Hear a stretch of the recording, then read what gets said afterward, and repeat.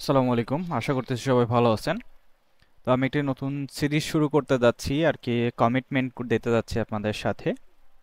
পুরো সিরিজটাতে আমি গ্র্যাভিটি ফর্মের যত ধরনের অ্যাড অন দেখানো সম্ভব এবং যেগুলো আমাদের প্রয়োজন হয় সেই ধরনের অ্যাড অনসগুলোর ব্যবহার দেখাবো। আমি অলরেডি কিছু এখানে লিস্ট করে রেখেছি, যেগুলো এটাই ফাইনাল লিস্ট না, এগুলো ছাড়া আরও অনেক দেখাবো। যেমন গ্র্যাভিটি অ্যাড অন যেগুলো রয়েছে, এখানে বিভিন্ন ধরনের অ্যাডঅনস রয়েছে। এখানে দেখতে পাচ্ছেন ৭৯টা অ্যাডঅনস রয়েছে, যদিও এর মধ্যে দুইটা হয়তো বাদ দিতে পারি, আবার ডুপ্লিকেটও থাকতে পারে, সেগুলো বাদ যাবে।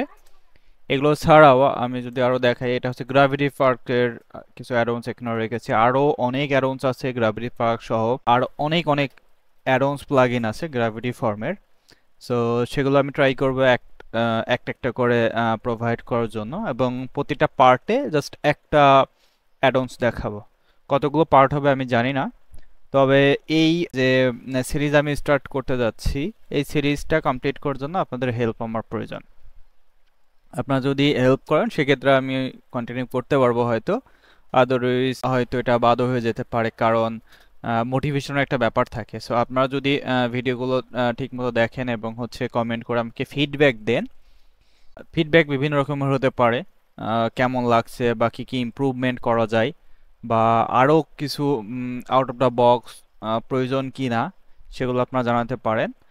সেগুলো যদি আপনারা জানান আমাকে, আমি ট্রাই করব ইমপ্রুভ করার জন্য, নিজেকে ইমপ্রুভ করার জন্য, এবং সেই সাথে সাথে আরও অন্যান্য টপিকে ভিডিও দেওয়ার জন্য। এখন অনেকের প্রশ্ন আসতে পারে যে কেন গ্র্যাভিটি ফর্ম, অন্যান্য আরও তো অনেক পপুলার ফর্ম আছে।